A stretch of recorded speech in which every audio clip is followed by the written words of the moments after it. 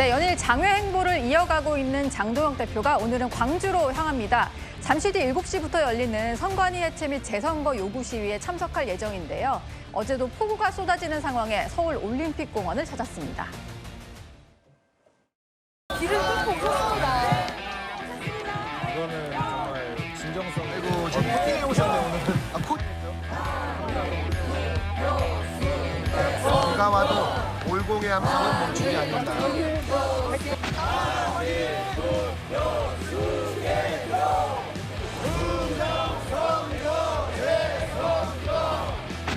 원구성 협상이 우리가 납득할 만한 방향으로 이루어지지 않고 특검에 대한 협상도 이루어지지 않는다면 저는 야당 대표지만 이번 재헌절 행사에는 참석하지 않겠습니다. 대한민국의 헌정 질서를 다시 세우는 날로 만들자라는 의미에서 7월 17일 날 우리가 올림픽공원에 모여서 국민들의 분노한 함성을 보여주자. 네, 오늘 아침에 저렇게 유튜브 방송에 출연해서는 이런 얘기했습니다. 이번 주 금요일이 재헌절이잖아요. 근데 재헌절 행사 가지 않고 올림픽공원에 가겠다. 여기에 이제 모여서 국민의 분노를 보여주자 이런 얘기를 했습니다. 장 대표가 연일 장외 집회에 나서고 있는 상황인데요. 오늘은 잠시 뒤에 이제 7시부터 광주 집회에 참석을 하고 추가 방문지도 이렇게 검토를 하고 있다라고 합니다. 김기흥 대변인님, 장외 집회는 언제까지 좀 나가실 예정인가요? 지금 전국적으로 올림픽 공원뿐만이 아니라 전국적으로 이제 집회가 열리고 있습니다. 그렇기 때문에 장동혁 대표가 가기 때문에 없던 집회가 만들어진 건 아니고요. 있던 집회에 참여한다 이렇게 보시면 되고 있습니다.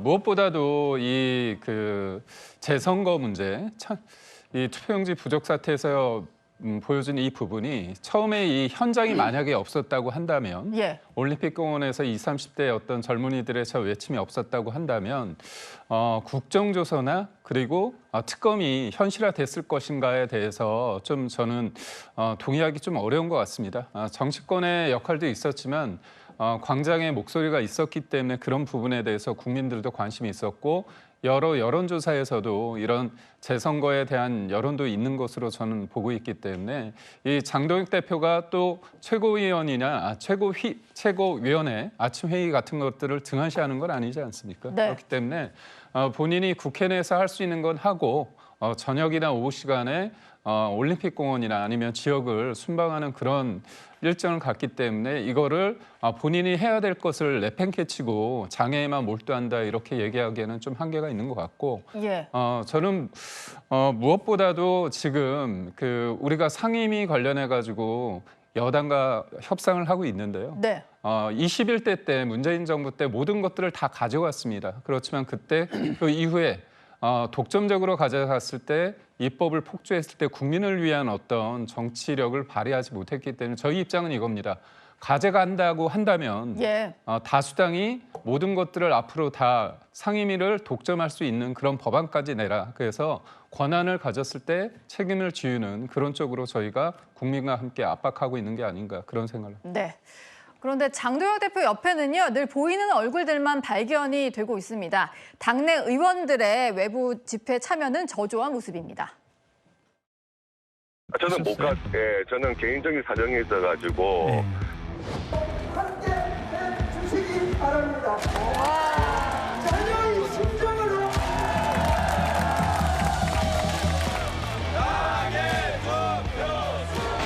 아마 부산에서 일정이 맞는 의원님들 한 절반 정도가 같이 간 것으로 알고 있습니다. 그런데 뭐 아주 중요한 일정이면 또 못 그럴 수도 있죠. 곽규택 의원이 부산 지역구잖아요. 근데 부산 장외 집회 때 의원들이 많이 못 간 것 같습니다. 그러다 보니까 저런 질문을 받은 것 같은데요. 고의불참은 아니었다라고는 하는데 장외 투쟁이 시기적으로 맞는지는 생각하는 분들이 계신 것 같다. 이런 얘기를 합니다. 김진욱 대변인님. 그러니까 이게 뭐 일정도 안 맞긴 했는데 이게 지금 이럴 때냐라는 생각이 있었다라는 거잖아요. 저는 뭐 그 생각이 더 컸다라고 봅니다. 지금 그 부산의 18개의 국회의원 지역구 중에 한동훈 의원의 무소속 지역구를 제외하면 17개의 지역구예요. 그런데 저 행사가 있었던 날 단 2분만이 참석을 했다고 합니다. 그렇다면 지금 장도혁 대표뿐만 아니라 장도혁 지도부 전체가 간 행사인데도 불구하고 소속 지역구 의원이 2분밖에 참석 안 했다. 그렇던 그 얘기는 결국은 장동혁 지도부의 저러한 어떤 그 움직임에 대해서 동의하지 않겠다라는 모습을 직접적으로 보여주고 있는 거 아닙니까? 지금 장동혁 대표가 가는 곳마다 장동혁 대표를 옹이한다고 하는 그런 그 최고위원들, 소위 요즘에 찐장 또는 뭐 뉴장이라는 표현을 붙이는 의원들만 참석을 하시는데 대다수의 의원들이 장동혁 대표와 함께하지 않고 있는 이유를 좀 장동혁 대표가 좀 명확하게 생각을 좀 하셔야 될 게 아닌가라는 생각이 들고 지금 제1야당의 대표 아닙니까? 제1야당의 대표가 낮에 그 국회에서 최고위원회를 진행하는 것만이 의무는 아닐 것이에요. 본인들이 지금 우리 민주당을 향해서 계속해서 뭐 치안 공백을 만들고 있다 이런 말씀을 하시지만 지금 입법 공백을 만들고 있는 것은 제1야당이 아니냐 이런 비판을 드릴 수밖에 없고 거기에 선봉에 계시는 제1야당의 대표께서 지금 바깥을 돌아다니실 때가 아니라 국회 안에서 민생을 챙기실 때다 이런 말씀 다시 한번 드리고 싶습니다. 예. 근데 저 현장에 참여한 일부 최고위원 중에서도 구호 외칠 때 같이 하지는 않았다 뭐 이런 얘기들이 있던데요. 윤희석 대변인님, 윤 대변인이 좀 발견하신 영상인가요? 제가 좀 보니까 신동욱 최고위원이 이렇게 구호 외칠 때 입술을 별로 안 움직이시더라고요. 그리고 박수 치는 그 속도도 좀 느리고 이런 걸 봐서는 소극적으로 장동혁 대표가 지금 주장하는 것에 대해서 본인은 좀 다른 생각도 하고 계신 게 아니냐 생각을 했고 너무 더워서 그런 건 아닐까요? 더워서 그러실 수도 있겠죠. 그렇지만 정치적으로 해석될 수 있는 이 장면에서 분명히 녹화가 될 텐데 무엇으로라도 본인의 의사를 표명한 게 아닌가 저는 그런 생각을 한번 해봤습니다. 예. 꼭 부산 장외 집회에만 국한된 문제는 아닙니다. 당내 목소리 조금 더 들어보시죠. 장동혁 대표도 지금 개혁의 본질이 사람을 바꾸는 거라고 얘기를 했는데 이게 지금 사람을 어떻게 바꿉니까? 불가능한 얘기고 그걸 지금 당하고 연결도 안 된 상태에서 바깥으로 돌아다니면서 장외 집회를 하고 있지 않습니까? 거기서 뭐 하는지 우리 당은 아무도 모릅니다.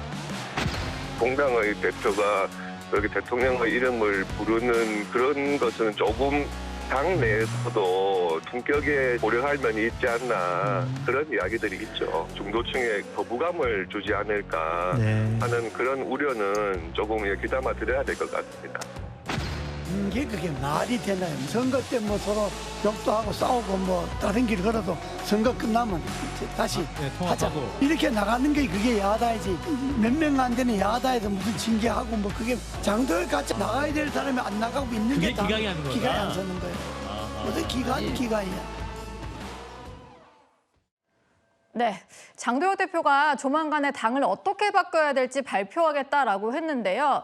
권영세 의원은 이런 얘기를 하네요. 인적 개혁을 한다고 하는데 노선 고민이 우선인 것 같다. 장외 집회도 문제가 있다. 이런 얘기를 했습니다. 또 곽규택 의원은 대통령을 반말로 부르는 저 피켓이 품격이 없다라고 지적을 하고 있습니다. 차재현 교수님, 그러니까 중도층이 봤을 때 어떻게 느껴질지 이런 고민이 좀 부족하다라는 지적을 하더라고요. 아무래도 그렇죠. 6.3 지방선거에서 나타난 민심이 그러니까 당시 장동혁 체제에 대한 가혹한 해초리였다고 한다면 그 민심을 받아들여서 인적 쇄신도 뭐 필요합니다만 그것보다 더 중요한 건 당의 노선 전환이거든요. 그 정작 중요한 일은 하지 않고 물론 뭐 지금 그러니까 참정권 그러니까 이 지금 뭐 훼손에 따른 여러 가지 뭐 그러니까 요구를 할 수 있습니다만 그럼에도 불구하고 본업도 병행을 해야 되는데 사실 국회가 지금 파행인 상황이라고 한다면 당 대표 입장에서는 물론 원내대표가 상대당하고 타협도 하고 뭐 협의를 할 수 있습니다만 일종의 뭐랄까 이 국회 정상화를 위해서 같이 힘을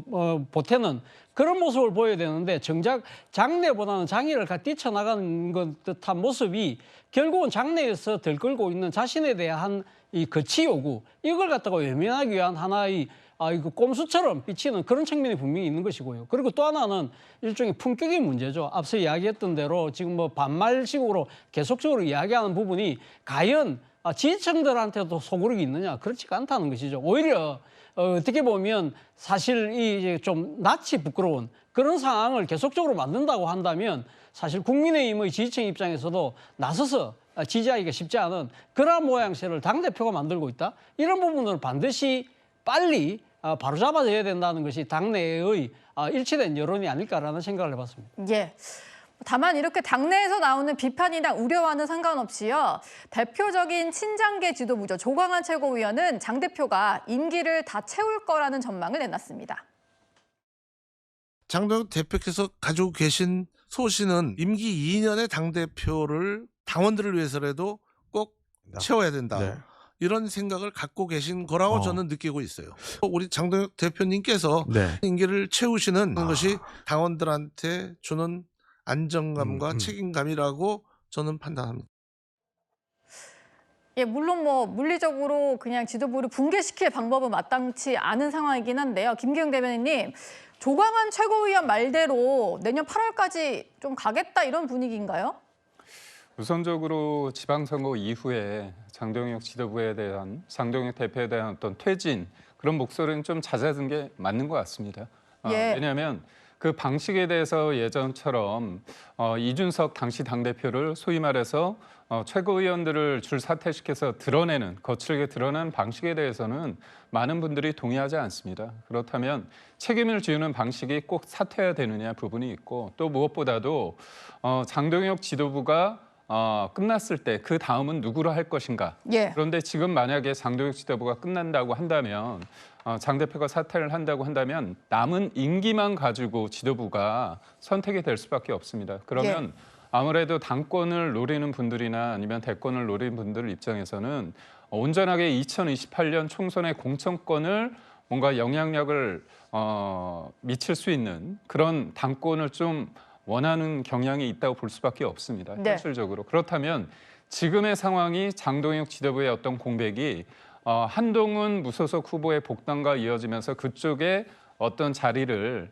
그쪽에 유리한 국면으로 가는 부분에 있어서 동의하기 어렵다는 부분도 없잖아 있거든요. 네. 결국은 장동혁 대표에 대한 비판은 있지만 그 비판이 결국 그 지도부가 끝나면서 한동훈 후보에게 어떻게 본다면 한동훈 의원에게 어부지리식으로 되는 부분에 대해서는 받아들이기 동의할 수 없는 분들도 있기 때문에 이게 단순히 지금의 상황만 볼 것인가 아니면 현실적으로 다음에 어떤 지도부가 누가 올 것인가에 대한 여러 가지 교차하는 부분들이 있는 것 같습니다. 예.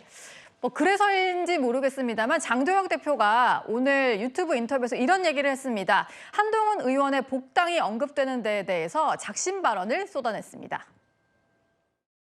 우리의 에너지가 마이너스가 된다면 저는 사람이 늘어났다고 하더라도 저는 그건 뺄셈 정치라고 생각을 합니다. 예를 들면 우리가 정말 총을 잘 쏘는 스나이퍼를 우리 편으로 데려왔는데 그 기가 막힌 총솜씨를 우리 편을 향해서 쏜다면 그것은 큰 재앙 아니겠습니까?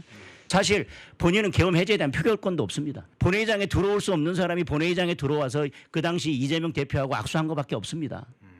국민의힘을 사지로 몰아놓고 완전히 국민의힘을 거의 낭떠러지로 몰아놓고 나는 갑자기 국민의힘에 복당하겠다? 이게 도대체 무슨 논리입니까? 그리고 이게 무슨 명분입니까? 예.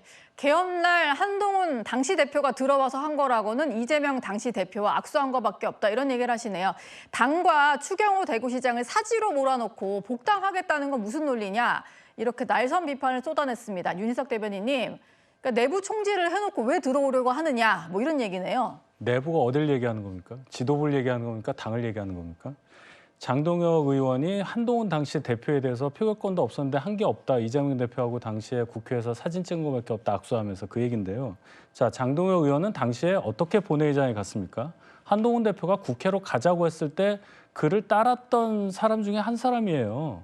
그 얘기를 해야죠. 자, 본인은 그러면 당을 낭떠러지로 몰아세운 것이 계엄해제 표결이 통과됐기 때문에 그렇다는 얘기인 건지 뭔지를 정확하게 얘기를 하면서 예시를 들어야 한다는 것도 제가 꼭 지적을 하는 거고 총을 잘 쏘는 사람이 우리 편을 향해 쏘면 어떻게 하느냐는 말씀하셨는데 장 대표가 총을 잘 쏘는지 모르겠지만 지금 장 대표가 하시는 여러 가지 활동은 당 전체 그리고 보수층에게 절대로 도움이 되는 행동이 아니라는 것을 많은 사람들이 인정을 하고 있어요.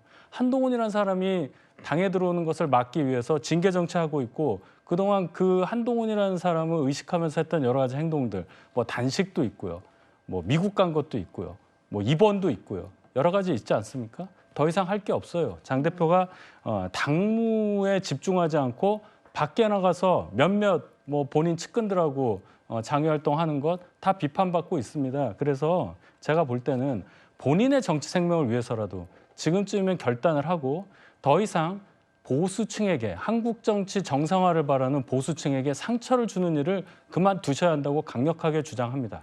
예. 한동훈 전 대표가 복당을 하는 것에 대한 여론조사 결과가 하나 나와서요. 저희가 한번 가지고 와봤습니다. 보수 재편에 얼마나 도움이 될까? 국민의힘 쇄신과 보수 재편에 얼마나 도움이 될까 물어봤더니요. 도움이 되지 않을 거라는 게 57.2%로 나타났습니다. 김진욱 대변인님. 물론 이게 뭐 당 지지층 또는 보수 지지층만 좁혀서 한 건 아니고 전체를 대상으로 한 거긴 한데요.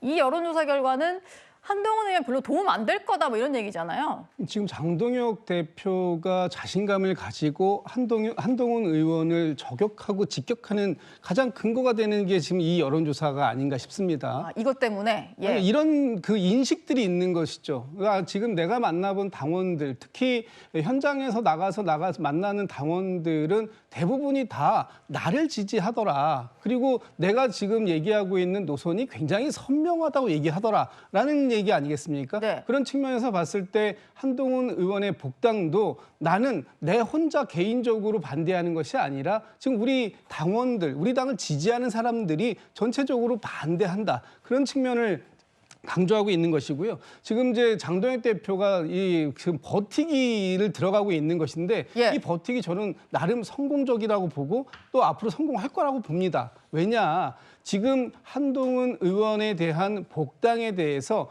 많은 사람들이 지금 이 인식이 사실이라면 저런 생각을 도움이 안 된다는 거잖아요. 들어왔을 때 당이 오히려 더 혼란스러울 수밖에 없겠다라는 걸 얘기하고 있는데 그런 이 흐름을 장동혁 대표가 굉장히 유연하게 잘 이용할 것이고요. 네. 한 달 반만 버티면 이제 9월로 넘어가게 되면 국회가 정기국회로 들어갑니다. 국정감사 그런데 해야 되고. 그렇죠. 네. 그렇게 되면은 이제 한동훈 의원의 복당 문제가 이슈에서 사라질 거예요. 장동혁 대표의 사퇴 문제도 이슈에서 사라질 겁니다. 그렇게 되기 때문에 연말 지나고 내년 초까지 해서 장동혁 대표가 계속적으로 이 당대표 지위를 이어가는 그런 전략을 지금 가지고 있다라고 봤을 때 오늘 이 한동훈 의원의 복당에 대한 인식, 이 여론조사는 장동혁 대표에게 또 한 번 힘이 되는 그런 여론조사 결과가 아닐까 싶습니다. 예. 제가 짧게 말씀드리겠는데요. 저 질문이 한동훈의 복당을 찬성하냐 반대하냐 그런 단순한 질문이 아니고 한동훈 복당이 국민의힘 재편과 보수 재편에 얼마나 도움이 되냐 이걸 물어보는 거예요. 그러면 예. 밑에 저희가 질문 써놨죠? 그렇죠. 예, 저겁니다. 이 얘기는 뭐냐면 한동훈의 복당을 반대하는 분들도 저렇게 당연히 도움 안 된다고 말씀하시겠지만 복당해봐야 보수 재편되기 어렵다. 회의론도 섞여 있다고 저는 생각을 합니다. 네. 질문의 의도가 어떤 것인지는 뭐 그분들께 여쭤봐야 되겠지만 저렇게 복합적인 질문에 대해서 단정적으로 그러니까 57% 정도 되는 사람들은 한동훈 복당을 반대하는구나 이렇게 해석하는 것은 굉장히 잘못된 해석이라고 저는 생각합니다. 예. 장 대표는요, 한동훈 의원이 추경호 대구시장의 특검이 무리한 수사 밖에 내버려뒀다 이런 취지로도 주장을 했습니다. 그러면서 당내 친한계 의원들도 명분을 잃었다고 말했습니다. 한동훈 때문에 국회 본회의장에서 해제 표결에 참여하지 못했다? 그건 말이 안 되는 이야기죠. 그날 우리가 군 단위로 어떤 일이 있었는지에 대해서는 우리 모두 알고 있잖아요. 근데 그걸 한 1년 반쯤 지났다고 해서 선후관계를 뒤집어서 이렇게 왜곡하려는 것은 잘못된 것이기도 하지만 당사로 가자고 먼저 얘기한 건 접니다라고만 얘기했다면 이 사건은 전혀 다른 국면으로 갈 건데 그동안 그걸 계속 의도적으로 감춘 것처럼 되어버렸고 국민의힘을 내란 정당으로 몰아서 국민의힘을 해산시키겠다는 거냐 그걸 바라는 거냐 응원하던 원내 의원님들도 이제 한동훈 대표의 복당에 대해서 언급할 만한 저는 명분을 상실했다. 그러니까 이제 안철수 의원의 법정 증언은 추경호 대구시장을 좀 지키려는 목적이었는데 그걸 한동훈 의원이 반박하는 바람에 장 대표나 일부 당내 의원들은 한동훈 의원이 내부를 겨냥했다라고 보는 것 같습니다. 차재원 교수님, 예. 그러다 보니까 뭐 친한계를 좀 제외하고요.